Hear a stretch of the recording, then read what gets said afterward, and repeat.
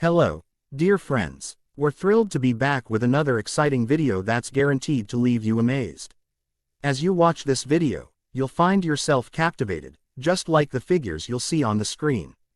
We invite you to like, share, comment, and subscribe to our channel for more remarkable content that not only entertains but also helps you achieve your goals. Your support means the world to us, and together, we can make your journey to success even more fulfilling. Thank you for being a part of our community. This includes a sure 15-mark question from which one of the three will certainly be there on your question paper. So dears, learn this with us and comment us in, if you gonna crack it. In plants, the growth in length of the stem and its branches, primary growth. The increase in diameter of axis is a result of the activities of lateral meristem, secondary growth. The processes of secondary growth that give rise to this type of structure may be termed the common type of secondary growth. However, in many P1 ants there are deviations from this type of secondary growth. Such deviations may include such features as a. The unequal activity of different portions of the cambium on the circumference of the axis. b. The alteration of the relative amounts and c. Position of the xylem and phloem, and d. The appearance of additional cambia. The secondary growth that results in the development of a secondary body differing from the common is termed anomalous secondary growth. Here you can correctly view the difference between secondary as well as the anomalous secondary growth in this slide. Anomalous secondary growth in decode stem. A. Bignonia stem. Bignonia is a decode woody climber, belongs to family Bignoniaceae. Anomalous secondary growth in this stem is due to abnormal behavior of the cambium during later stages. Secondary growth in Bignonia stem is not typical of that found in Dicotyledonous stem.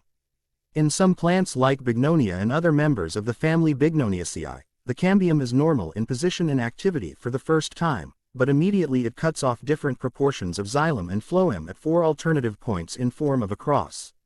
The cambium produces secondary xylem and secondary phloem in variable quantities, in some segments much greater amount of xylem than of phloem and in others more phloem than xylem. As a result, a characteristic structure is formed with ridged and furrowed xylem cylinder. The ridges are wider than the grooves. In the secondary phloem formed in the grooves, parallel strips of bast fibers are formed. The cambium breaks up into a number of strips. The wider ones remain on top of the ridges and narrower ones remain at the base of the grooves. The number of wedges formed is usually 4 in number, symmetrically arranged corresponding in position to the larger primary vascular bundle. This is a kind of adaptive anomaly exists in Bignonia because of its habitat that is of a woody climber. Now it's time to view the detailed view of TS transverse section of Bignonia stem showing the specific anomality. And here is the CS cross section also. Hope this helps.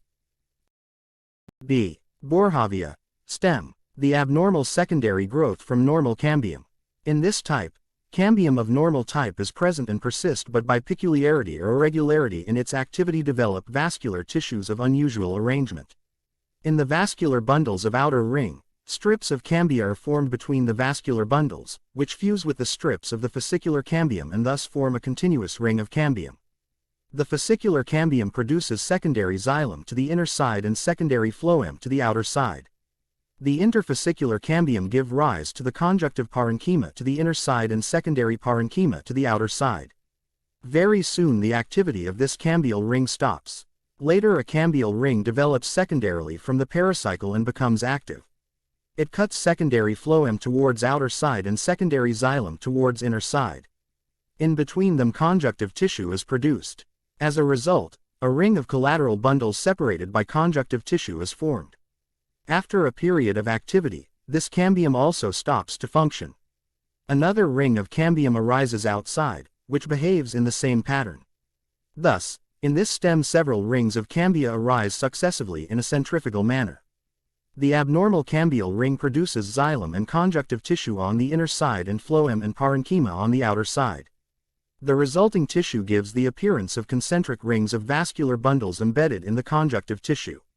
The anomalous secondary growth of decode Boerhaavia stem showed following tissues from outside within.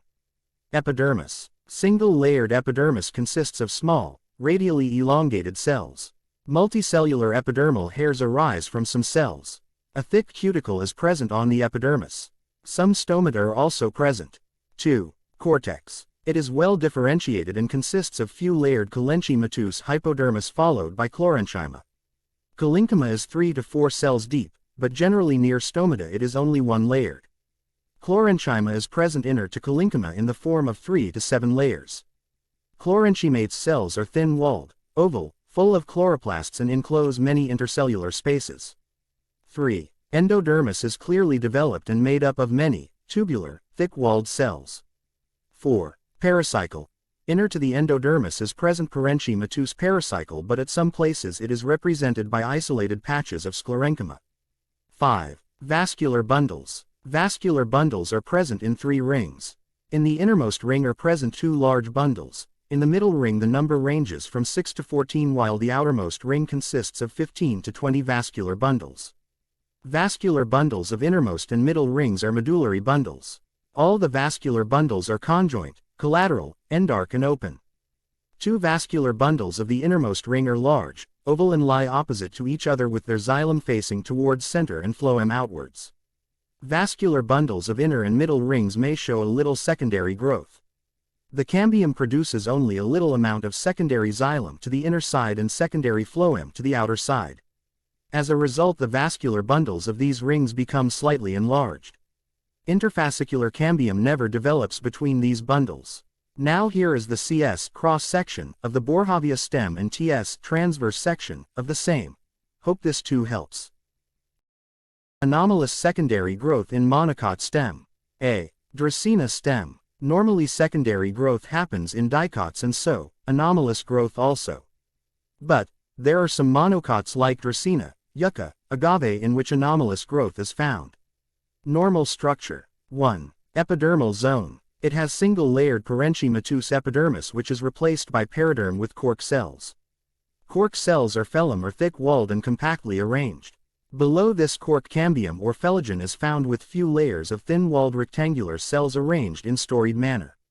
Somewhere lenticels are also found. 2. Cortical zone. The cortex is many-layered with parenchymatous cells having sufficient intercellular spaces. 3. Ground tissue and primary stele. There is large ground tissue area made of parenchymatous tissue. Primary vascular bundles are scattered in it. Vascular bundles are oval or round leptocentric or amphivosal and closed, in which phloem is surrounded by xylem.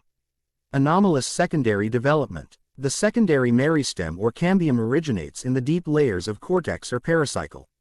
The cambial cells are fusiform or rectangular in shape. The cambial cells go on dividing and producing secondary tissues on the inner side first, and later small amount of new tissues are cut off on the outer side as well. The tissues cut off by the cambial cells on the outer side are scanty in amount and are parenchymatous in nature. Those formed on the inner side differentiate into oval-shaped vascular bundles and radially arranged parenchyma cells. The radially arranged secondary parenchyma constitutes the conjunctive tissue. The radial arrangement of the parenchyma cells of conjunctive tissue is due to their origin by tangential divisions of the cambial cells. They may be thin-walled or thick-walled.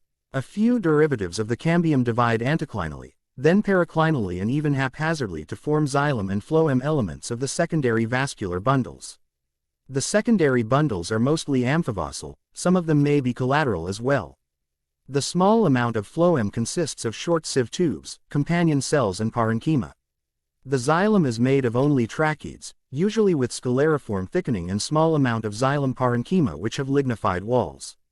Here it is the CS cross-section of the stem and now it is the TS transverse section of the stem. Hope this helps. Please like, share, comment and support. Thank you. See soon in the next video. Till then, bye bye.